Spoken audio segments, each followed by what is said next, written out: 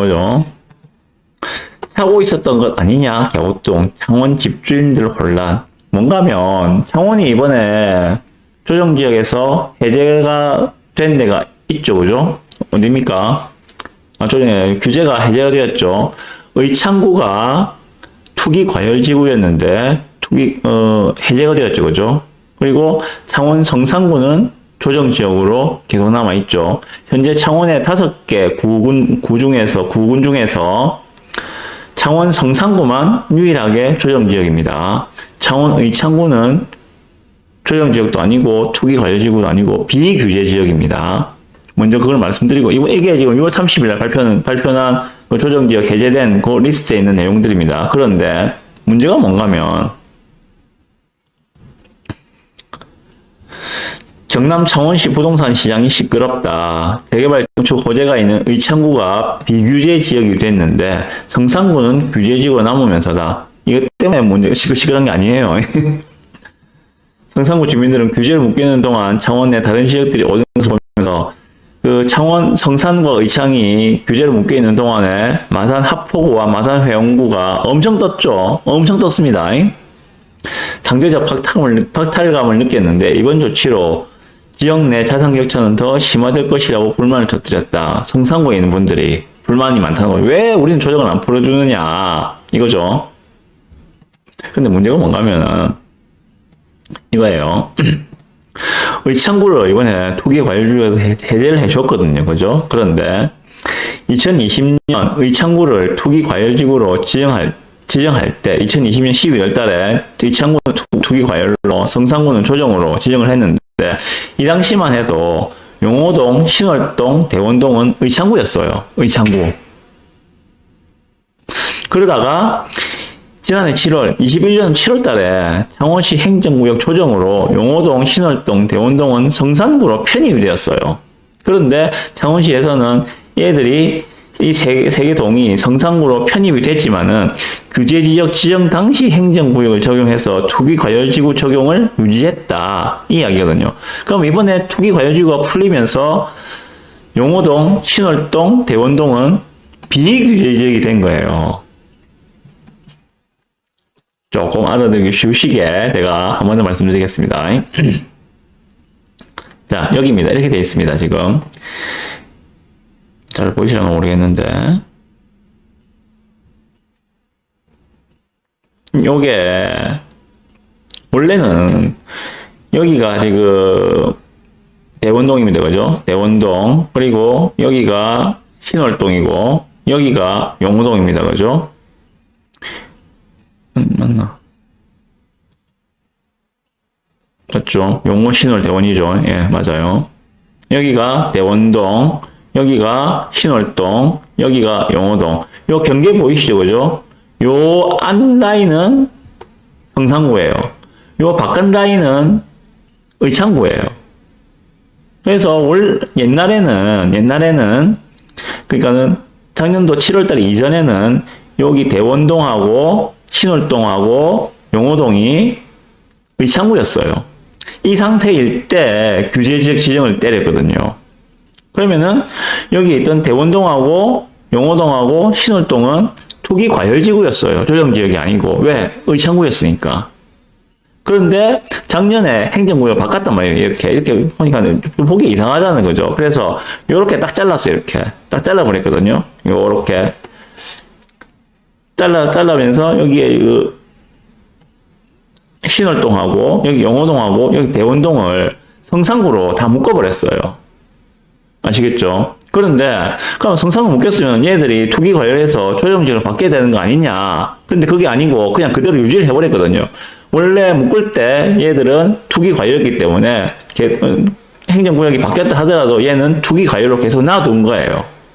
아시겠죠? 그런데 이번에 투기과열에서 의창구가 풀리지 않습니까? 그러다 보니까 얘들은 지금 성산구임에도 불구하고 신월동과 용호동과 대원동은 비규제 지역이 된 겁니다. 앞에 제가 뭐라고 말씀드렸습니까? 그 창원자의 시그니처 말씀드릴 때 요 라인에 있는 이 아파트들이 현재 창원의 아파트를 리딩하고 있는 단지들이 대부분 다 모여 있다고 말씀드렸죠. 그죠? 그리고 대원동도 상당히 정주 여건이 양호한 지역에 속합니다. 그러다 보니까는 지금 이 지역들, 신월동, 그리고 여기에 용호동에 있는 요 지역들이 한 번쯤 비규제로 비규제가 된 거예요. 이해되시죠?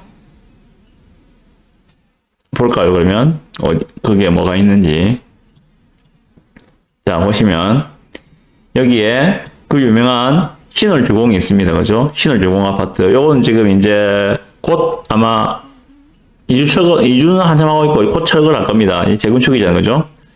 그리고 그 옆에 은하아파트가 있습니다. 마찬가지 재건축이고요. 그 옆에 보면은 창원의 대장단지인 용지 아이파크가 있습니다. 여기에.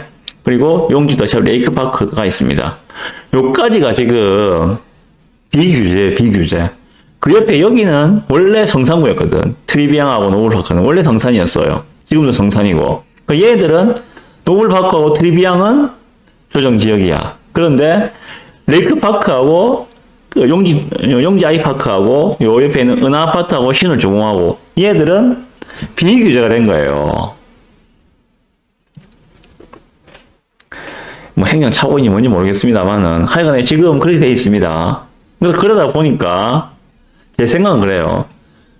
지금 요 라인에서 분명히 유흥성이 유입이 될 것 같다. 이쪽으로. 전 그렇게 생각하거든요. 지금 비규제 지역으로 바뀌는 바람에 매물들이 좀 나오고 있다고 하는데 특히 신월주공 같은 경우에는 지금 매물들이 좀 많이 나오고 있는가 봐요. 4억대에서. 그래서 제 생각에는 지금 요 라인들에서 분명히 기회가 올 것이다. 그리고 유흥성들이 당연히 밀려 들어올 것이다. 자, 내가 지금 부산에 집이 한 채 있어. 근데 창원에 집을 한 채 사고 싶어. 그럼 비규제에 사야 되겠죠. 비규제 중에서 제일 똘똘한 데가 어디냐? 바로 여기거든요. 여기를 사겠지, 그러면. 끝으로 창원의 입주 물량 한번 보여드리겠습니다.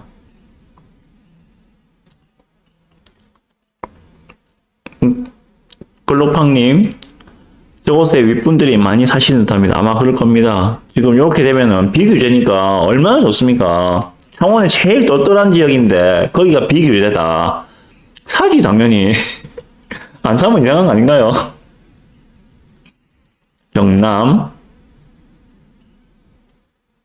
창원시 입주 물량만 보여드리고 마무리하겠습니다. 자, 보시면 자, 이렇습니다. 창원의 입주 물량입니다. 창원 전체입니다. 성산구, 의창구, 마산 하포구, 마산 회원구, 진해구 다 합쳐서 지금 2022년도 입주 물량 여기 답니다. 1000세대네요. 그 다음 23년, 24년에는 각각 뭐 한 4000세대 정도 되고 25년에 한 3000세대 조금 안 되고 현재까지 확정된 것만 이래요. 이제부터 분양하는 거는 24년까지는 입주가 안 되겠죠, 당연히. 이제부터 분양하는 거는 말씀드린 창원자의 시그니처 이런 것들은 25년도 입주 물량이겠죠. 짓는데 최소한 2년 반은 걸리니까. 자, 그러면 23년도 입주 물량, 24년도 입주 물량 확정이에요. 그죠? 자, 그러면 창원 전체 중에서 어디에 있는가, 이 물량들이. 그걸 보자는 거죠. 보시면 이렇습니다. 23년도가 지금 보라색이고, 24년도가 파란색 막대기입니다. 제일 많은 데가 어디입니까? 여기거든요. 마산 하포구예요, 마산 하포구. 성산하고 이창에는 지금 파란색과 보라색과 파란색이 성산에는 없죠, 그죠? 내년에는 입주 물량이 제로예요, 제로, 성산구는. 내후년에 24년도에 400세대가 들어와, 성산구에. 의창구는 어떻습니까? 의창구는 내년에 1000세대는 거죠. 내년에 1000세대, 내후년에 400세대가 채 안 되고. 그러면은 성산, 의창을 합쳐서 내년하고 내후년 동안에 성산, 의창 합쳐서 2000세대가 안 된다는 이야기입니다, 입주 물량이. 더 이상 말씀 안 드려도 되겠죠. 자, 그러면 지금 하반기에 내가 창원에 투자 목적으로 갭으로 아파트 하나 샀다. 24년도에 나올 때도 아무 문제가 없다는 겁니다. 2년 뒤에 팔아도 아무 문제가 없다는 거예요. 그래서 지금부터 말씀드린 신월동하고 용호동하고 대원동을 정말 오늘 제가 이 기사 말씀드렸으니까 지금 센스 있는 분들은 이미 막 가가지고 아마 찾고 있을 거예요. 뭘 찾아야 될지 막 찾고 지금 그런 분들이 있을 건데 타이밍입니다. 이거 타이밍을 생각하시고 한번 접근해 보세요. 분명히 2년 뒤에 얘들은 좋은 결과가 나타나지 않겠는가 생각이 들거든요. 이런 걸 잘 보셔야 돼요. 이런 거를. 그리고 결단력 있게 뛰어갈 수 있는 그런 용기도 필요하고요. 예, 이 정도만 말씀드리겠습니다.